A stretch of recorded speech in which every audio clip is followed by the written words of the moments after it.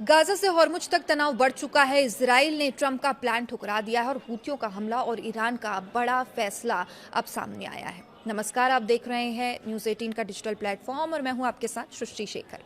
Middle east में तनाव एक बार फिर से खतरनाक मोड़ पर पहुंचता दिखाई दे रहा है। एक तरफ इजराइल ने अमेरिकी राष्ट्रपति डोनाल्ड ट्रंप के गाजा समझौते को मानने से इनकार कर दिया, तो वहीं इजराइल के प्रधानमंत्री बेंजामिन नेतन्याहू ने साफ कहा कि जब तक हमास अपने हथियार नहीं छोड़ता तब तक गाजा से इजरायली सेना की वापसी नहीं होगी।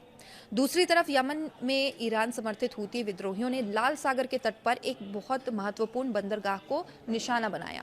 अब इस हमले में सैनिकों और आम नागरिकों के मारे जाने की खबर है और इतना ही नहीं, हूतियों ने पड़ोसी सऊदी अरब में अरामको की एक सुविधा को भी ड्रोन से निशाना बनाने का दावा किया है।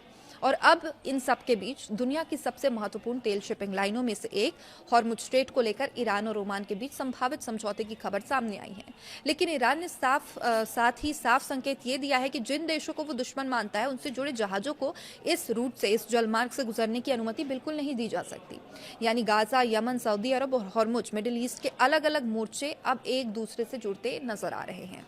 तो आखिर इस पूरे इलाके में क्या हो रहा है? नेतन्याहू ने ट्रंप की योजना क्यों ठुकरा दी है? हूथियों ने किस बंदरगाह पर हमला किया? और अगर हॉर्मुज स्ट्रेट पर फिर से पाबंदियां लगाई जाती है तो दुनिया के तेल बाजार पर इसका क्या असर पड़ सकता है? भारत पर खासतौर पर इस पूरे घटनाक्रम से क्या असर पड़ सकता है? आइए समझते हैं इसकी पूरी कहानी विस्तार से। गाजा समझौते पर नेतन्याहू ने बड़ा इनकार किया। सबसे पहले बात गाजा की करते हैं, जहां पर इजराइल के प्रधानमंत्री बेंजामिन नेतन्याहू ने अमेरिकी राष्ट्रपति डोनाल्ड ट्रंप की ओर से घोषित गाजा योजना को स्वीकार करने से इनकार किया। नेतन्याहू ने कैबिनेट की बैठक में कहा कि इजराइल उस 15 सूत्रीय दस्तावेज को स्वीकार नहीं करता है और उनका यह कहना है कि इजरायली सेना तब तक गाजा से पीछे नहीं हटेगी जब तक हमास वास्तव में अपने हथियार नहीं छोड़ देता। इजरायली सेना वहां डटी रहेगी। अब ट्रंप की योजना के मुताबिक हमास के हथियार छोड़ने की प्रक्रिया पूरी होने के बाद इजरायली सेना की वापसी होनी थी। लेकिन इजराइल की तरफ से यह साफ कर दिया गया कि सेना की वापसी की शर्तों को लेकर वे अपने रुख से पीछे हटने को तैयार बिल्कुल नहीं है। हालांकि नेतन्याहू ने यह भी कहा कि वॉशिंगटन के साथ गाजा को लेकर योजनाओं पर बातचीत जारी रहेगी। तो हमास ने इस पर क्या कहा?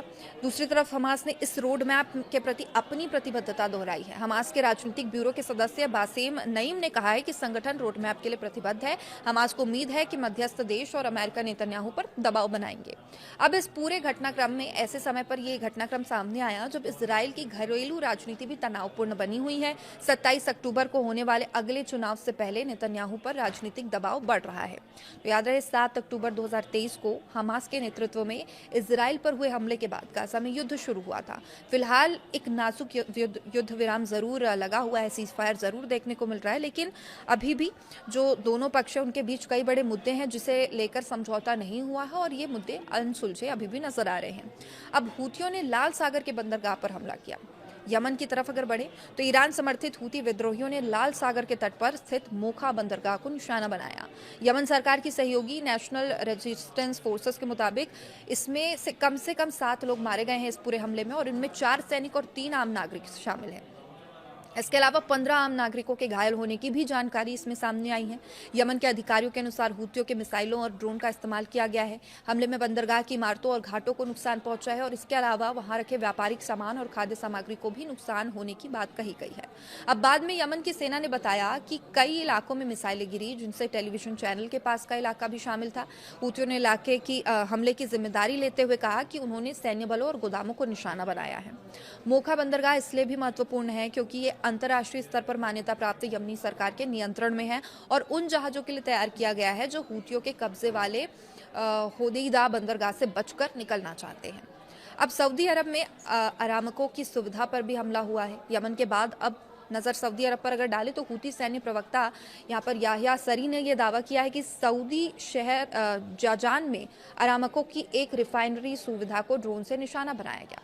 हूतियों का कहना है कि हमला यमन के हज्जा और सादा प्रांतों के ऊपर सऊदी ड्रोन की गतिविधियों के जवाब में किया गया है। सऊदी ऊर्जा मंत्रालय के अरामको की एक सुविधा में आग लगने की पुष्टि भी हुई है। हालांकि किसी के हताहत होने की यहाँ से कोई जानकारी नहीं है। मंत्रालय ने आग लगने की वजह स्पष्ट नहीं की। इन घटनाओं ने यमन में एक बार फिर बड़े संघर्ष की आशंकाओं को बढ़ा दी है। अब 2022 के समझौते के बाद वहां हिंसा में अपेक्षाकृत कमी आई थी, लेकिन हालिया घटनाएं अब इस शांति के लिए नई चुनौती बन सकती है। अब सबसे महत्वपूर्ण मुद्दा स्ट्रेट ऑफ हॉर्मुज का है। मिडिल ईस्ट के मौजूदा तनाव के सबसे अहम मुद्दों में से स्ट्रेट हॉर्मुज को लेकर लगातार चर्चाएं हुई है और इसी को लेकर लगातार खींचतान दोनों ही तरफ दिखाई दे रही है। और ईरान और ओमान दोनों इस रणनीतिक जलमार्ग के आसपास ही स्थित हैं और दोनों देशों के बीच एक संभावित अंतरिम समझौते पर बातचीत की खबरें सामने आई हैं। अब रिपोर्ट्स की माने तो इस समझौते के तहत समुद्री मार्ग को फिर से खोलने की व्यवस्था की जा सकती है। जहाज ईरान की तरफ से प्रवेश करेंगे और ओमान की तरफ से बाहर निकलेंगे। अंतरिम व्यवस्था के दौरान जहाजों में कोई शुल्क उनसे नहीं लिया जाएगा, टोल टैक्स नहीं लिया जाएगा। बताया जा रहा है कि संभावित समझौते को खाड़ी सहयोग परिषद यानी कि जीसीसी के सदस्यों का समर्थन भी हासिल है। हालांकि इस समझौते में अंतिम शर्त में बदलाव संभव है और लेकिन ईरान ने ये जो बड़ी शर्त रखी है ईरान की तरफ से, सबसे महत्वपूर्ण संकेत ये है कि सभी जहाजों को इस जलमार्ग से गुजरने की अनुमति नहीं है। मतलब अगर समझौता हुआ भी तो सभी जहाज नहीं गुजरेंगे। ईरानी संसद की राष्ट्रीय सुरक्षा समिति ने हॉर्मुज स्ट्रेट के प्रबंधन को लेकर योजना की सामान्य रूपरेखा को मंजूरी दी है। ईरानी अधिकारियों के मुताबिक जिन देशों ने ईरान को नुकसान पहुंचाया उनके जहाज की आवाजाही पर यहां प्रतिबंध जारी रह सकता है। अब ईरानी मीडिया में अमेरिका और इसराइल को लेकर ऐसे दुश्मन देशों में शामिल बताया गया है जिस पर ईरान पाबंदियां लगा सकता है। ईरान के विदेश मंत्री अब्बास अरागची ने भी कहा है कि ओमान के साथ समुद्री मार्गों को लेकर बातचीत अंतिम चरण में है, लेकिन इसका मतलब ये नहीं है कि हॉर्मुज स्ट्रेट पूरी तरह खुल गया है। ईरान का कहना है कि इसके लिए कई शर्तों को पूरा करना होगा और अब अमेरिका के सामने ईरान की कुछ मांगे हैं। ईरान के सर्वोच्च राष्ट्रीय सुरक्षा परिषद ने अमेरिका से कई मांगे रखी है। इनमें अमेरिका द्वारा भविष्य में ईरान को धमकी नहीं देने, ईरान और उनके सहयोगी के खिलाफ युद्ध खत्म करने, ईरानी बंदरगाहों से नौसैनिक नाकेबंदी हटाने और क्षेत्र में अमेरिकी सेना की वापसी जैसी मांगे शामिल हैं। अब इसके अलावा ईरान ने युद्ध से हुए नुकसान की भरपाई, प्रतिबंध हटाने और रोकी गई संपत्तियों को बिना शर्त जारी करने की मांग की है। यानी हॉर्मुज का मुद्दा सिर्फ समुद्री यातायात का नहीं, इसके पीछे अमेरिका ईरान के बीच चल रहा एक व्यापक राजनीतिक और सैन्य तनाव भी जुड़ा हुआ है। 53 कमर्शियल जहाजों ने अपना रास्ता इस बीच बदल लिया है। अमेरिका सेंट्रल कमांड के मुताबिक अमेरिकी नाकेबंदी के कारण 53 कमर्शियल जहाजों को अपना रास्ता बदलना पड़ा है और इसके अलावा 2 जहाजों के संचालन पर असर पड़ा है और 2 जहाजों पर अमेरिकी बलों के सवार होने की जानकारी भी सामने आई है। तो अगर हॉर्मुज स्ट्रेट में लंबे समय तक यही तनाव बना रहा तो इसका असर सिर्फ मिडिल ईस्ट तक सीमित नहीं रहेगा। ये दुनिया की ऊर्जा आपूर्ति, वैश्विक शिपिंग पर भी असर डाल सकता है, क्योंकि ये जलमार्ग तेल और प्राकृतिक गैस की वैश्विक सप्लाई के लिए बेहद महत्वपूर्ण है। तो पेंटागन हथियारों का उत्पादन अब बढ़ाना चाहता है और इस पूरे जो संघर्ष है इसमें का असर अमेरिकी सैन्य तैयारियों पर भी दिखाई दे रहा है। पेंटागन के जो प्रवक्ता है शॉन पार्नेल, उनका कहना है कि अमेरिका रक्षा विभाग गोला बारूद की खरीद बढ़ाने पर ध्यान दे रहा है ताकि सैनिकों को जरूरत और खतरे के हिसाब से तेजी से हथियार उपलब्ध कराए जा सके। अब एक नए विश्लेषण में यह भी दावा किया गया कि ईरान के साथ संघर्ष में अमेरिका एडवांस मिसाइल इंटरसेप्टर के भंडार पर दबाव बढ़ा रहा है। इससे जो यूक्रेन और ताइवान जैसे अमेरिका सहयोगियों के बीच भी चिंता पैदा हो सकती है, जो अमेरिका से सैन्य मदद की उम्मीद कर रहे हैं। तो कुल मिलाकर क्या समझे, तो इस समय मिडिल ईस्ट में एक साथ कई मोर्चे सक्रिय हैं। सिर्फ हॉर्मुज स्ट्रेट की यहाँ पर बात नहीं है। गाजा में इजराइल और हमास के बीच समझौते को लेकर मतभेद बने हुए हैं। नेतन्याहू हमास के हथियार छोड़ने तक इजरायली सेना की वापसी के लिए तैयार नहीं है। यमन में हुतियों ने मोखा बंदरगाह पर हमला कर दिया। अब सऊदी अरब में अरामको की सुविधा को निशाना बनाने का दावा किया गया। अब वहीं ईरान और ओमान हॉर्मुज स्ट्रेट को लेकर एक संभावित अंतरिम व्यवस्था पर काम कर सकते हैं। ये अंतरिम होगा, अंतिम नहीं। लेकिन ईरान ने दुश्मन देशों से जुड़े जहाजों की आवाजाही पर अपनी शर्तें स्पष्ट कर दी है।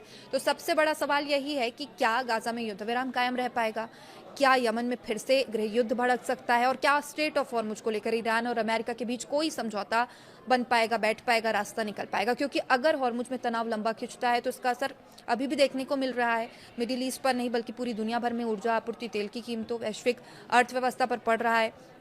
आने वाले दिनों में इन सभी मोर्चे पर होने वाले फैसले बेहद अहम रहने वाले हैं।